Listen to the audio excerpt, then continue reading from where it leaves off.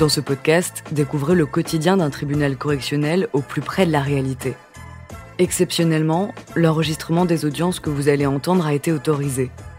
Bienvenue dans Justice en direct. Nous remercions Bruno Carle, ancien président du tribunal de grande instance de Rochefort-sur-Mer.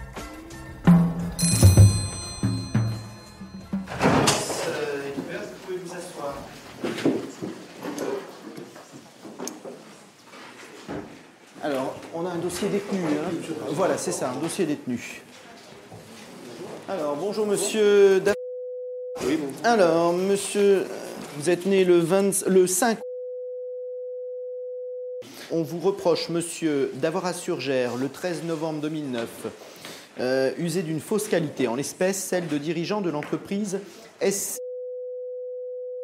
et fait usage de manœuvres frauduleuses, en l'espèce en apposant un cadenas sur la grille d'entrée afin de faire croire à une fausse qualité de dirigeant d'entreprise SC, tromper les établissements grécois pour les déterminer à vous acheter des cuves en inox pour un montant de 1 357,80 €, les biens appartenant en réalité à la société SC, présentée par M. Hulot. On vous reproche également d'avoir le 3 février 2010, donc toujours usé de fausse qualité, donc c'est exactement les mêmes faits, la même chose, mais pour l'achat de cuves d'un montant de 6 460 €, les cuves appartenant à la SC de monsieur, représentée par M. Hulot. Sur le casier judiciaire, vous avez été condamné à 8-9 reprises. En 2003, le tribunal correctionnel de La Rochelle, 2 mois avec sursis, 2 mois d'emprisonnement avec sursis pour refus d'obtempérer. Le sursis a été révoqué. 27 novembre 2003, La Rochelle, 4 mois d'emprisonnement avec sursis pour vol, contrefaçon, falsification de chèques et usage. Le sursis a été également révoqué. Janvier 2004, La Rochelle, 6 mois d'emprisonnement ferme pour récidive de conduite sans permis, refus d'obtempérer, mise en danger délibérée d'avis d'autrui et délit de fuite. Bon, alors donc sur la personnalité, le tribunal avait ordonné une expertise psychiatrique. Alors l'expert a indiqué que vous ne présentez pas de troubles mentaux ou psychiques au sens strict du terme, ou qui peuvent interférer avec la conscience des interdits transgressés, donc pas de maladie mentale. Par contre, vous présentez des anomalies sur le plan de la personnalité, à la fois donc une personnalité relativement limitée sur le plan intellectuel, mais sans déficit invalidant, une personnalité également immature, psychorigide, mythomaniaque et histrionique, sensitive et inaccessible à toute tentative de remise en cause de vos convictions. Vous êtes accessible à une sanction pénale, même si celle-ci risque d'avoir peu d'influence sur votre mode de fonctionnement intrapsychique, d'autant plus que vous considérez l'incarcération actuelle comme une colonie de vacances. Voilà ce que dit l'expert. Qu'est-ce que vous en dites, monsieur, de ça ? Vous avez des choses, ça évoque pas. Pourquoi l'entretien que j'ai eu avec l'expert psychiatre, il a duré même pas 8 minutes. Donc après, pour avoir des biens il assez... Il a noté beaucoup de choses en 1 minute, quand même. Ah, 8 minutes, il a duré exactement. Montre en main, je l'avais. Donc après, il y a des choses qu'il dit dedans où... Après, il n'a pas les preuves en main pour assimiler ce qu'il dit. Après, c'est un médecin, je ne vais pas mettre en cause la voix d'un médecin. Mais... Vous lui avez quand même dit beaucoup de choses, qui d'ailleurs n'étaient pas dans le dossier. Que j'ai pas vu dans le dossier, sur vos activités, la pratique d'un sport de combat, projet d'entreprise que vous avez développé devant l'expert, votre scolarité, etc. Vous lui avez quand même raconté beaucoup de choses en 1 minute, monsieur. 8 minutes, j'ai dit. Ah, pardon, j'avais compris 1 minute. Donc je disais, même en 8 minutes, ça fait beaucoup quand même. Il m'a posé, il est arrivé, il m'a posé des questions, j'ai répondu au tac au tac. D'accord. Enfin bon, voilà ce que dit l'expert. C'est un rapport. Est-ce qu'il y a des questions sur la personnalité de monsieur au niveau du tribunal? Des questions sur la personnalité? Maître, avez-vous des questions sur la personnalité? Les questions, elles seraient tournées vers l'expert, si vous voulez, mais qui n'est pas présent, parce que je crois sincèrement qu'à travers les affirmations de mythomanie ou d'histrionique, si vous voulez, qui sont données par l'expert reprend au travers les éléments du dossier, puisqu'il lui est soumis, la façon dont il a été précisément, transmis.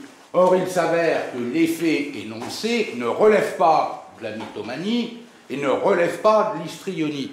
Alors c'est là où je suis précisément en désaccord et quelque peu étonné. Alors, excusez-moi, à ce stade, on n'est pas à la plaidoirie. Non, mais ça pose un sérieux problème. Vous me demandez si j'ai des questions à poser. Le seul problème, c'est que l'interlocuteur, il est absent. Bon, et c'est l'expert psychiatre. Alors, c'est pour la première fois qu'un expert puisse se tromper, ou du moins, j'allais dire, être un peu en marge dans l'approche de la réalité. Et je crois que c'est l'un des graves problèmes de ce dossier. D'accord. Simplement, oui. Est-ce que vous pouvez nous indiquer comment vous vivez cette incarcération, puisque l'expert dit que vous vivez ça comme un esprit de colonie de vacances.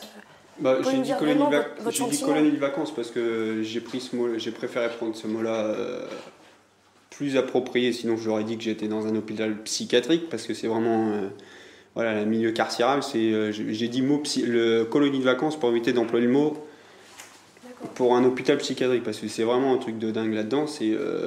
On y est, on n'a pas le choix de toute façon. On fait une connerie, on assume, on est dedans. C'est pas le Club Med, c'est pas le 5 étoiles. Entendu. Alors, sur les faits en eux-mêmes, vous les avez largement reconnus, il n'y a pas de difficulté. C'est sur la motivation que c'est un petit peu plus surprenant. Alors, les faits, en fait, vous aviez repéré une usine, enfin, une espèce de terrain vague, mais dans lequel il y avait une usine, et il y avait surtout des cuves en inox. Vous avez contacté M. Bernard, qui fait de l'enlèvement et du recyclage des métaux, etc. Vous l'avez amené sur site pour lui montrer les cuves. Alors, vous aviez acheté un cadenas et avec une chaîne pour faire croire que vous étiez le responsable et le propriétaire des cuves. Donc, quand vous êtes arrivé avec lui, vous avez évidemment ouvert le cadenas, les chaînes, et vous lui avez montré les cuves. Donc, il n'y a pas eu de souci. Il vous a dit oui, je suis intéressé. Il vous a donc acheté une partie des cuves. Vous êtes allé avec lui pour les enlever. Et puis, vous avez recommencé cette démarche une deuxième fois. Il a enlevé une deuxième série de cuves et puis une troisième série. Et alors, là où c'est d'ailleurs certainement ce qui a justifié que le tribunal ordonne une expertise, c'est le mobile de ces vols. Alors, vous aviez indiqué que vous étiez en litige avec l'ex-petite amie de votre copine. Et donc, vous êtes en litige avec lui, vous avez été peut-être en bon terme avant, et là maintenant, c'est la haine entre vous. Et vous avez donc voulu gagner beaucoup d'argent, vous aviez besoin de plusieurs milliers d'euros pour démontrer qu'il se livrait à un trafic de stupéfiants. Oui, ça ne changera pas, mon point de vue était là. En fait, vous expliquez ces vols et escroqueries par le fait de vous venger d'une personne avec qui vous avez un différend. C'est ça, monsieur? Oui, je ne changerai pas de Vous point de confirmez vue, complètement ce que vous aviez dit? Oui, que ce soit aujourd'hui, dans 2 ans, 3 ans, 4 ans, 5 ans, c'est le même point de vue. D'accord. Mais vous savez que vous avez été condamné quand même à de très nombreuses reprises, notamment pour des vols, notamment pour des infractions similaires. Ça ne vous est pas venu à l'esprit de vous dire si je recommence, je prends des risques? C'est que j'étais tellement omnibulé par la vengeance que ça m'est passé au-dessus de la tête. Ouais. Ça ne faisait pas si longtemps que ça en plus. En plus, vous étiez sous le coup d'un sursis avec mise à l'épreuve en plus. Voilà. Donc, quand on est sous le coup d'un sursis avec mise à l'épreuve, on peut se dire, bon, peut-être qu'il faudrait faire attention quand même. Non ? C'est qu'au bout d'un moment, arrivé à toutes les démarches que j'ai faites pour essayer que ça se passe correctement, il n'y a rien qui s'est... correctement. Pas du tout. Bon. En fait, monsieur, je n'ai pas compris le lien que vous faites. Pourquoi commettre ces escroqueries vous permet-il de vous venger de cette personne? Je n'ai pas compris.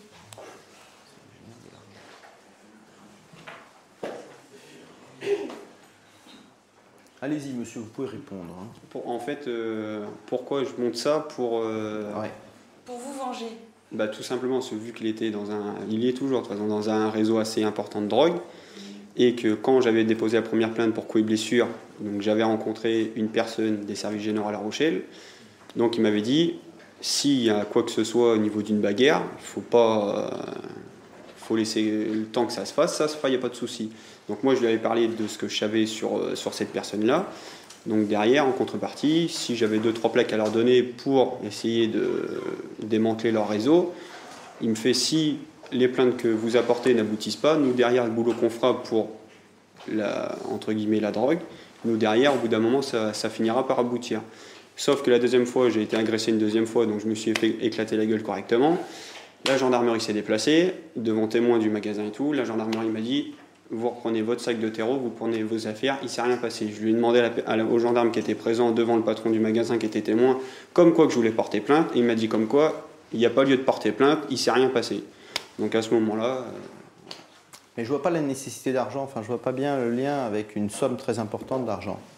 En fait, c'était juste pour, entre guillemets, pour investir dans leur milieu par une tierce personne qui n'est pas obligée de savoir que j'ai des liens assez, on va dire, entre guillemets, éclairs avec ce Adrien. Et en fait, au moment où ils auraient été en possession de la drogue, en fait, j'aurais donné le... Vous les auriez dénoncés. Voilà, c'était amplement, c'était dédié pour ça. D'accord. Donc parce qu'au début, je me prends un coup de couteau, les plaintes elles disparaissent, après je me fais casser dedans, je me fais déplacer les vertèbres, il n'y a rien qui aboutit, donc au bout d'un moment, voilà. D'accord. Madame le procureur, des questions sur les faits ? Je vois que vous avez toujours quand même beaucoup de rancœur, parce que vous dites dans 1 an, dans 2 ans, dans 3 ans, dans 4 ans, ce sera pareil. Ah non, mais je veux dire, si on pose la même question dans 3 ans, pourquoi j'ai fait ça, c'était pour ça. Aujourd'hui, devant le tribunal, c'est quelque chose qui est important. Si vous sortez, vous n'allez pas retrouver M. Blazy pour lui régler ça. Non, c'est pas moi qui rallie. Moi, je le zappe totalement. Il n'y a pas de je sors de détention et je vais à Surgère pour aller voir qui, monsieur. Non, j'ai autre chose. Non, c'est bon. Moi, après, la justice a fait son boulot derrière lui, il n'y a pas de souci. Mais il faut pas qu'il. Après, si j'appelle la gendarmerie qu'il est devant chez moi et qu'il ne se déplace pas, voilà, je ne vais pas appeler l'armée de l'air pour qu'il vienne le chercher, quoi. Donc, moi, je ne sortirai pas de chez moi. Après, s'il veut me taper, je me laisserai faire. Après, voilà, s'il faut en venir, s'il faut que je sois entre 4 planches pour qu'il y ait quelque chose qui bouge pour cette personne, je serai entre 4 planches. Est-ce que vous avez des questions à poser à votre client, Maître Piot ? Ah bah oui, monsieur le Président. Allez-y.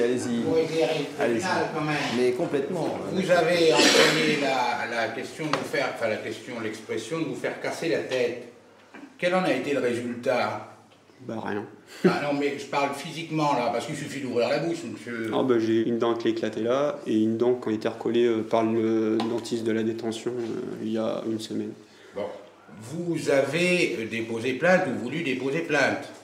J'ai déposé plainte. Bon.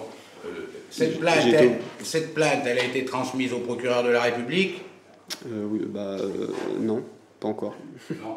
Le coup de couteau qui vous a été porté, c'était avant ou après vous soyez fait casser la tête ? Avant. Avant. Vous avez déposé plainte ? J'ai déposé plainte. Ça a été transmis au procureur de la République ? Non, ils avaient les enregistrements et tout. Oui, est-ce que vous pouvez montrer au tribunal, ça fait déjà maintenant plusieurs mois, les traces de ce coup de couteau ? Là, mon droit. Alors, ça fait l'objet précisément de l'instruction, si vous voulez. Bon. Et ce sont les éléments qui sont actuellement vérifiés et qui sont aujourd'hui certains, parce que vérifiés, si vous voulez, par la justice. Alors, après, je m'en expliquerai. D'accord. Donc, s'il n'y a pas d'autres questions, monsieur, vous pouvez vous asseoir. Madame le procureur.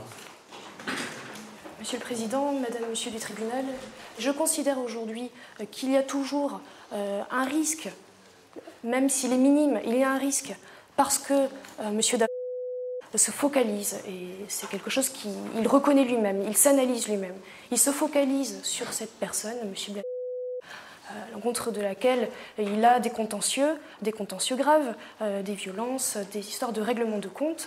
Et je l'entends, dans 1 an, dans 2 ans, dans 3 ans, dans 4 ans, ce sera pareil. Alors moi je dis, aujourd'hui à cette audience, je ne me suis pas rassurée. Et je ne sais pas quel sera le comportement de M. Daf lorsqu'il sortira. Alors aujourd'hui, ce n'est pas les débats, parce que ça fait l'objet d'une instruction.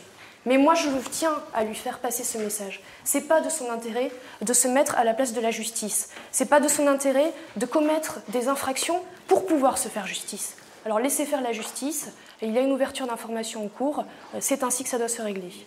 Par contre, sur les vols, les risques de récidive, ils sont extrêmement élevés. Et je n'invente pas, je ne suis pas là pour accabler M. Daf. J'ai ce casier judiciaire d'un jeune homme qui a seulement 26 ans, et qui a déjà été condamné à 3 reprises en audience de comparution immédiate. Donc aujourd'hui, il y a quand même un enjeu, je tiens à lui rappeler, il est en état de récidive sur récidive, et donc il encourt une peine plancher qui est une peine de 2 années d'emprisonnement ferme. C'est une peine qui est extrêmement lourde, il faut véritablement qu'il l'entende Aujourd'hui, le législateur a prévu à son encontre des peines de 2 années d'emprisonnement ferme. Alors, ce n'est pas les réquisitions que je vais faire à l'encontre de M. Daf. Je requiers à son encontre la peine de 12 mois d'emprisonnement ferme. Par ailleurs, je vous demande de prononcer le maintien en détention de M. Daf. C'est un élément qui est important et qui avait motivé à l'origine le choix de la comparution immédiate. Et donc, j'insiste sur ce mandat de dépôt. Merci, Madame le procureur. Maître Piot. Oui, Monsieur le Président. Madame, Monsieur, c'est quand même un avocat inquiet qui s'exprime devant vous. Inquiet non pas particulièrement à propos de ce dossier, parce que nous sommes, j'allais dire, dans un acte de délinquance, somme toute, je dirais, presque ordinaire. Ce qui m'inquiète, moi, c'est la façon dont la justice a traité ce dossier. Quand M. Daf rapporte la réalité des propos, des difficultés qu'il rencontre, eh bien, on le traite de mythomane et on vient dire qu'il est histrionique. On fait passer un expert psychiatre, mais qui derrière cela se substitue à la fois au juge, fait de l'espèce de criminologie et prend pour acquis quoi? Il prend pour acquis ce que le dossier lui dit, ce que les policiers lui disent. Or, ce dossier, c'est quoi? Vous avez un garçon qui va se livrer à une escroquerie, c'est-à-dire c'est un acte de délinquance contre les biens, sauf que quand il est venu s'expliquer, c'est venu dans un contexte qui est celui d'un différend, de fils de notable, d'avec le père du notable, et que ce contexte qui constitue les motivations, je sais bien, ce ne sont que les mobiles. Oh, ben ça, on va bien prendre garde de le mettre de côté. Qu'en est-il à partir de là?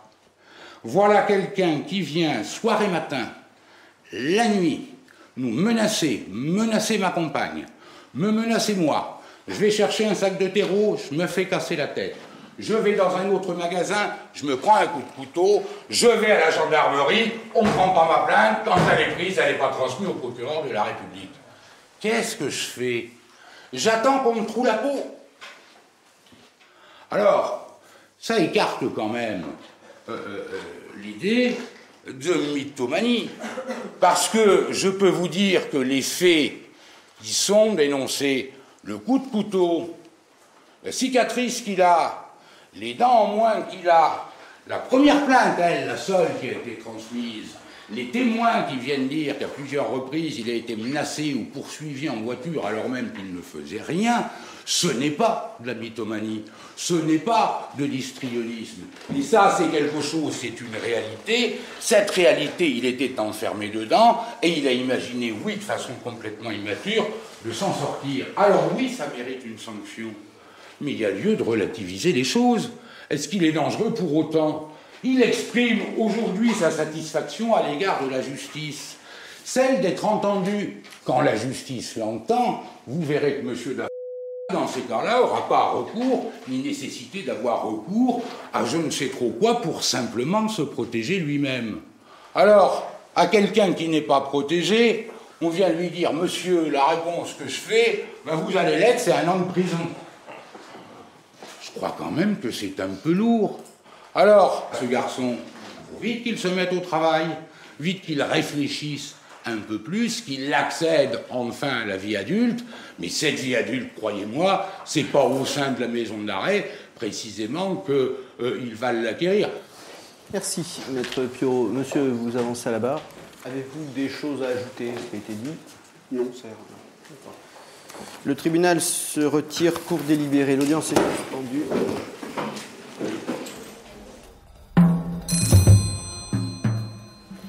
L'audience est reprise, vous pouvez vous asseoir. Alors, Monsieur Daf...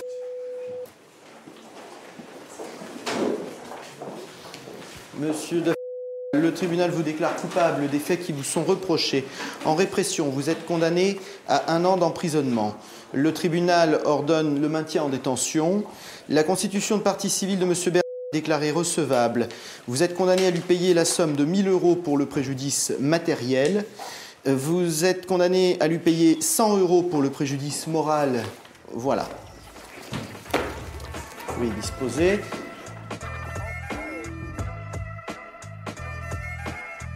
Vous venez d'écouter Justice en direct. Si vous avez aimé ce podcast, vous pouvez vous abonner sur votre plateforme de podcast préférée et suivre Initial Studio sur les réseaux sociaux. Justice en direct est une coproduction Initial Studio et Morgane Productions.